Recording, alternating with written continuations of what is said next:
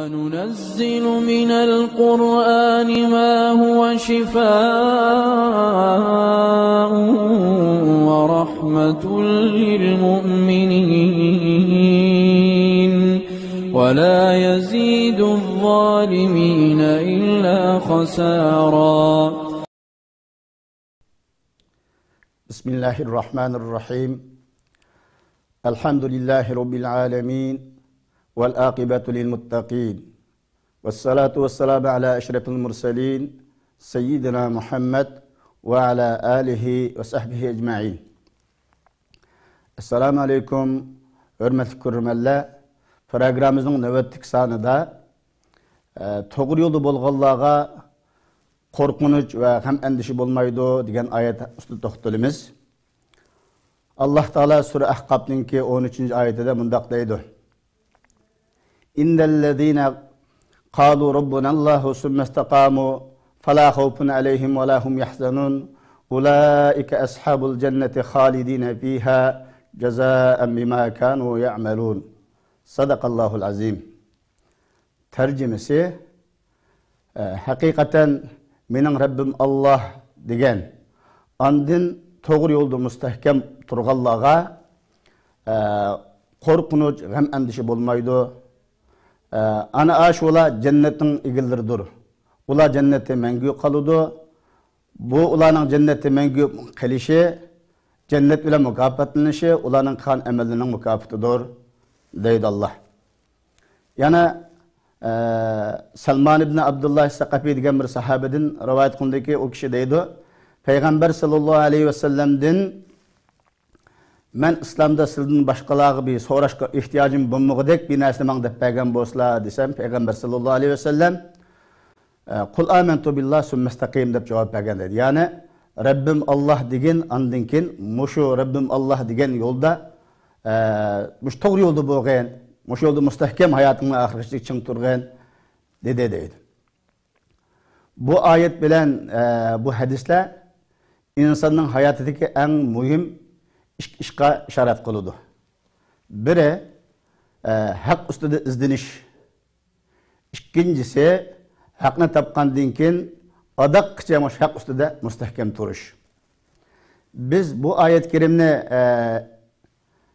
körülmelerimizde esliştim, maksat kılışımız sebep könümüzde nuru kulluğan kişiler hak üstüde puttirip turanmaslık. 6 aydan keyin kalsı bir xil, yan bir jildan keyin kalsı yan bir xil. Yollarını tegeştirip atkan, tanırqap atkan, oşunda ahvallarını körümüz. Şu insan hayatın çeklik. Biz hayatımızda en mühim iş var, o bolsun biri hak yolunu izlenip tepiş, hakını tepiş. Hakını tapkandan keyin adakça şu hak üstüde müstehkem turuş. Bu hak üstüde izlengen, nurgulluğan tarihte nurgulluğan kişilerini körümüz, izlenip Allah'tan tilep, yalvarıp ahir hakikatini tapkan. Çünkü hakkını tepiş için insan tırış lazım, Cenab-ı Allah'a yalvarış lazım. Bununla biz şu birinci taraf, birinci mühim nokta olan şu hakkını izlep tepiş hakkıdakiga Hicriyanın 33. yılı vefat kılgan sahabe Salman Farisi radıyallahu anhu'na misal edişik buludu. Salman Farisi radıyallahu anhu asli İran'ın Asbahan degen yurtda tugulgan bulup bunun ailesi şu Otkay ibadet kıldığan ateşperestlerden idi. Bu ailesi şu yurtun en çoğ dini dahisi idi. Şu davamlık şu demek ot yakıdığan o ateşperestlerimizde jil boyu ot içep kalması gereken, şu otun içep kalması mesul aileden idi. Bu kişi bu Salman radıyallahu anh kişiden ait bayaşat turmuşta çoğ bolgan. Lekin ailesinin bu ateşperestlik bu demesiga itqadıga o qaylemesiydi. Davamlıq bir haqqını tapkan bolsam dep izdenetdi, Allah'a sığınatdı, yalvaratdı. Bir günü bu bir işe ötep gitip berip çirkovdun bir avazlarını kelgenini anlap çirkov geçirdi. Şunu qarasa bu özününki ateşperestlikden Hristiyan dininin bir az yaxşı ekenligini anqırdı. Şunu bilen bu çirkovdkiler deyişip sizin bu dininin asli näde degandan keyin bu dinin asli şu Şam'da yani Suriye'de degandan keyin aşağıdan bir karvan kelip qalsa, maňa bir habar qilip qo'ysanglar deydi. Hatta bunu kaçmakçı bo'lganligini dadisi uqib qolib o'yliga sulab qo'ydi, put qo'llariga zanjir sep qo'ydi. Shunda adamı bu kishi aman shu o'zininki niyat qilgan nishoniga yetish uchun bu nimaga qochdi. Qochib bu kishining nurg'unlagan sirguzashlar bayon qilindi. Bu programda vaqt tarliq qildi.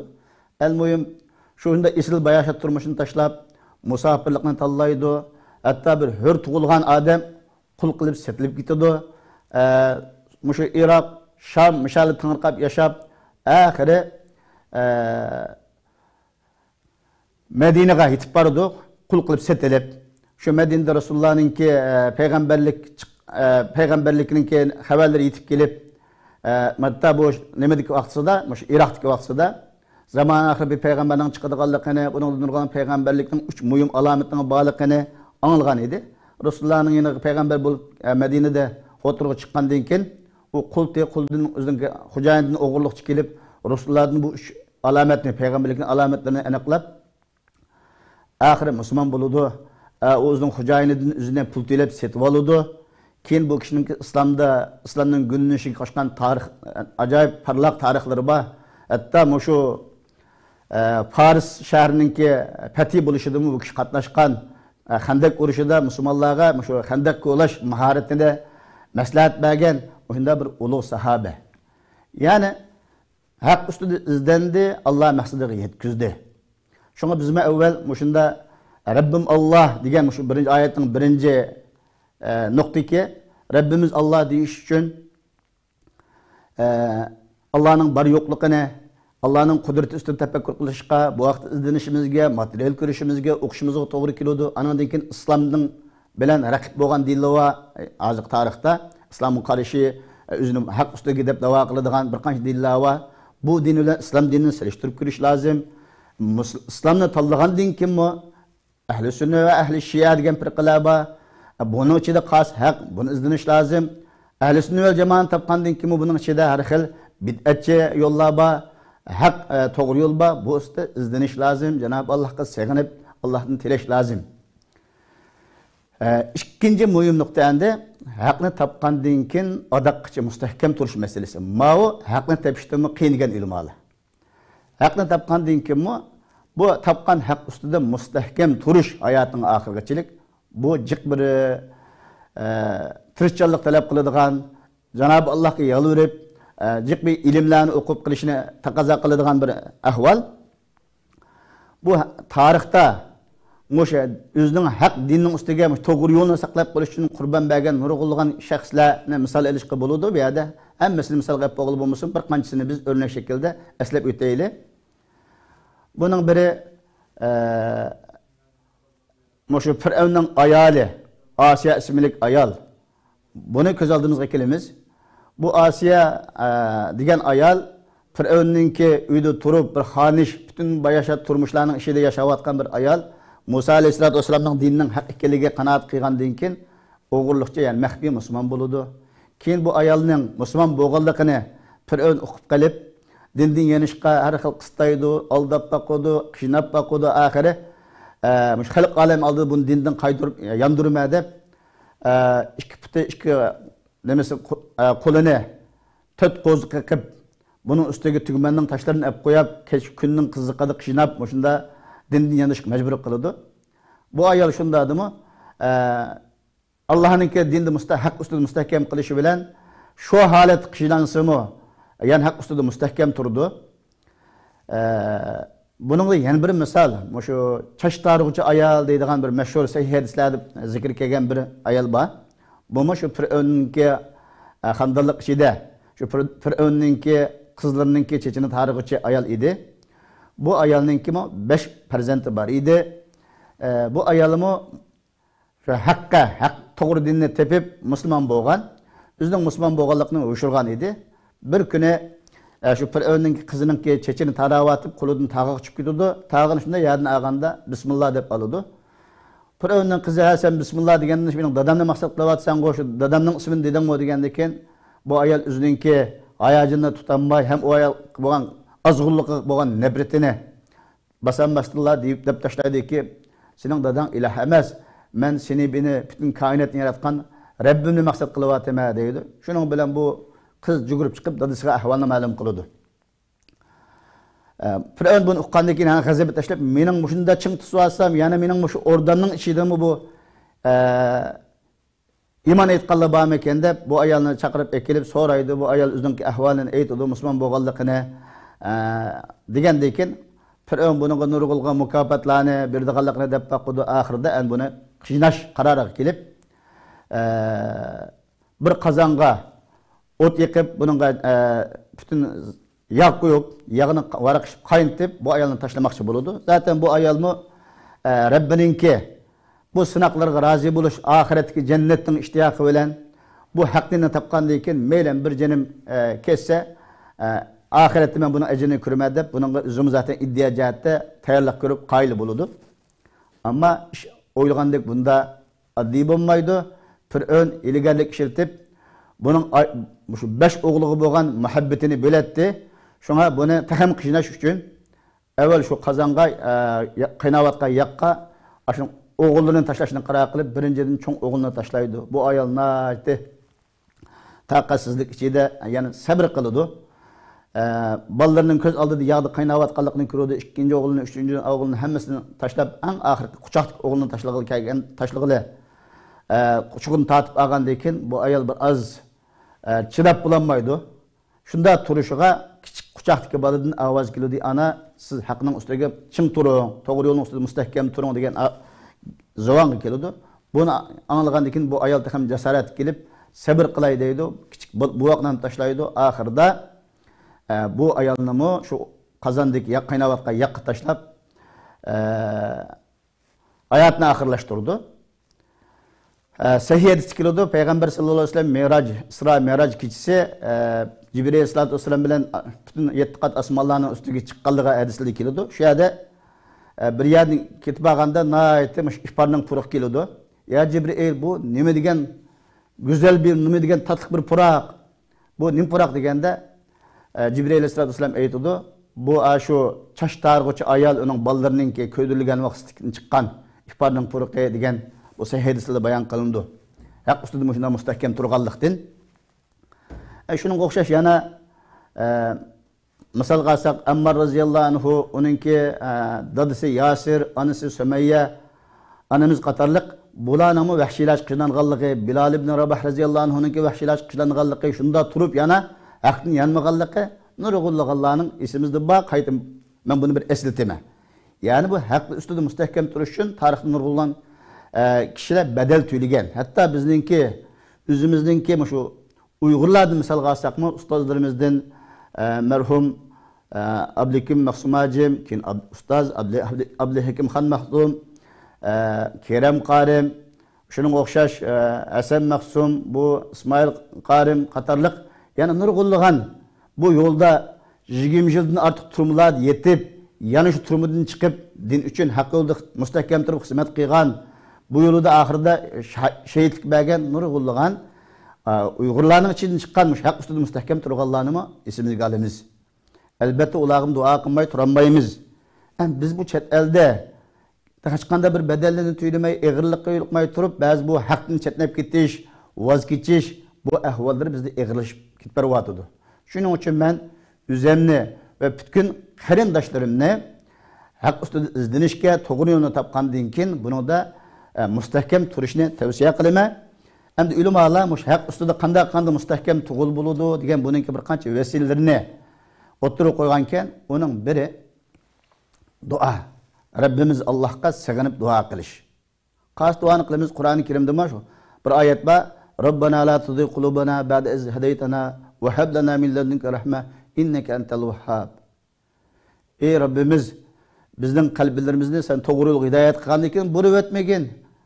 Diyen duanı köp okuşumuz gerek. Peygamber sallallahu aleyhi ve sellem bir Allah'ın peygamberi turup o kişinin barlık ilgirkin günahları mağfiret günahlarının küçülüm kılınganlık bilen kapalet kılıngan hakkı yolda turuşa bir kapalet kılıngan peygamber turup en köp okuyduğun dua ya mukallibel kulub sebbit kalbi ala dinik. Kalplerini özgerttiği Allah benim kalbimni senin dininin üstünde müstahkem kılgan dep bu duanı okuyattı. Elbette biz hem mana Kur'an-ı Kerim'deki bu ayet, bu duanı, Peygamber Aleyhisselam okuyan dualarını okup Allah'a yalvarışımız gerek. Bizim doğru yolunu tepişimiz var, doğru yolda adakçılık, müstahkem duruşumuz var. İkinci vesile şu qattiq mag'rurlanmaslik, kibr bo'lmaslik. Qur'oni Karimda bir qanchada fa anna tufakun fa anna tusrafun degan oyatlar ko'p uchraydi. Uning ma'nosi haq shunda oshkor turib, to'g'ri yo'l shunda ro'shan turib, qandan bu haq yo'ldan burilib ketdi, qandan bu yo'q haq yo'ldan tayib ketdi degan oyatlar kelib, mush oyat karimning bosh oyog'ini mulohaza qiladigan bo'lsak, buning haqdan tayib ketishiga sabab bo'lgan birinchi omil kibr ekanligini ko'ramiz. Kibrning jazosi mutakabbirlikning, oxiratda do'zax bo'lsa, bu dunyoda Alloh haq yo'ldan burilib ketish orqali uning mehla jazo beradi ekan. Kimdiki mag'rurlandi, "Ha, men degan to'g'ri yo'lni topdim" deb boshqalarni ko'zga ilmaydigan, mensimaydigan, mushunda bir kibr paydo bo'lib qoldimi, bu odam o'zi tuymagan holda haq yo'ldan burilib ketganligi Qur'oni Karimda tilga olindi. Shunga biz nayt kamtar bo'lishimiz lozim. Haq yo'lda, xato yo'lda ko'rganlarni ko'rib qolsak, zallik etmasdan uning chiroyli nasihatlarimizdan qilib, "Kal qarindishim, to'g'ri yo'l mayanda" deb uni ilmiy pakta bilan qanoatlantirishimiz lozim. Shunga o'xshash bu haq yo'lda mustahkam turish qo'yiladigan omillar, shu shar'iy bilimlarni o'qishga ahamiyat berishimiz lozim. Hayotimiz cheklik, Qur'on sunnatningki chin eslab mangan vaqtimizda bu to'g'ri yo'ldan burilib ketmasligimizga turtki bo'ladi. Shunga o'xshash ulamolar bilan, taqvodor kishilar bilan hamsuhbat bo'lish. Bumi insonning to'g'ri yo'lda turishiga turtki bo'ladi degan olimlar. Endi to'g'ri yo'lda manganning mevalari zaten o'tirda. Birinchidan to'g'ri yo'lda mangan odamga yuqorqi oyatimiz chiqib turyapti. Buningga nayat bayashat bir xotirjamlik ichida yashaydiganligini Alloh bayon qiladi. Rabbim Alloh deb bu yo'lda mustahkam turganlarga, to'g'ri yo'lda bo'lganlarga qo'rqinch bo'lmaydi, ularga ham andishi bo'lmaydi dedi. Bu oyatni ixcham ammo mazmuni bak chunqur oyat endi. Cennet andamanda mukafat bor deganda qisqartib aytildi. Insonning eng cho'ng narsa biri qo'rqinch, biri g'am andishi insonni tugashtiradigan narsa. Ya'ni qo'rqinch bilan g'am andishi bo'lmaydi degandan keyin qolgan butun yaxshi narsalarning bo'lganligini bu oyat karimdan ko'rib olamiz. Ikkinchidan bu to'g'ri yo'lda mangan odam uchun farishtalar bu odamning janna vaqtida farishta kelib o'zi turani buningga bishorat beradi ekan. Bu vaqtda sura Fussilatning 30, 31, 32 oyatlarini eslatma. Allah aytadi, Rabbim Allah deb anandan keyin bu yo'lda mustahkam turganlarga o'sha jon uzdigan vaqtida farishtalar tushdi deydi. Farishtalar tushib, qayg'urmanglar, sizlar qo'rqmanglar. Biz sizlarningki dunyo oxirat do'stlaringlar, sizlar va'da qilingan jannatga kirsizlar, sizlarga nafsingni ishtoq qilgan, talab qilgan narsanglar hammanglar bor. Bu Rabbinglardan bo'lgan, sizlarga bo'lgan bir ziyofat deb o'shunda deydiganligi oyat karimda tilga olinadi. Ya'ni inson to'g'ri yo'lda mangsa, o'shunda vafot bo'lgandan keyin hatto qabriston mahshar maydoniga mangdiganda farishtalar salom qilib bu odamga uni hurmat deb turganligi tilga olinadi. Uchinchidan to'g'ri yo'lda mangan odamlarga buningki barakat hayotida rizqining keng bo'lganligini Alloh bir oyat karimda bayon qiladi. Va inna istaqamu bu oyat karimda ya'ni ular haq to'g'ri yo'l ustida mangan bo'lsa biz uningga mo'l yomg'irlarni yog'dirib rizqini keng qilamiz degan mazmunda bu oyat karim bor. Cenab-ı Allah hammamizni o'sha haq yo'lda mangili nasib qilsin, haq ustida mustahkam qilsin. Va axiru davana anil hamdulillahi robbil alamin.